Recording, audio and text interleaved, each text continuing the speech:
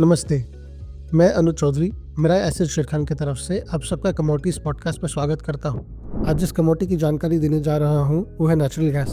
M6 natural gas एक rising channel में trade कर रहा है और चैनल के ऊपर की तरफ बढ़ रहा है, जो दिखा रहा है कि शॉर्ट टर्म ट्रेंड बुलिश है। बोलिंजर बैंड वाइडन हो रहा है, जिससे इशारा हो रहा है कि वॉलेटिलिटी बढ़ सकती है।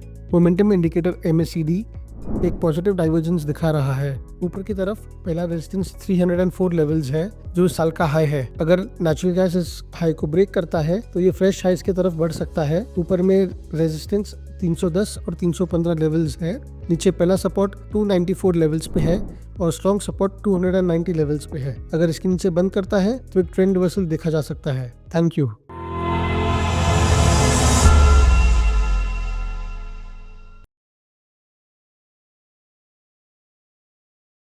Investment in securities market are subject to market risks. Read all the related documents carefully before investing.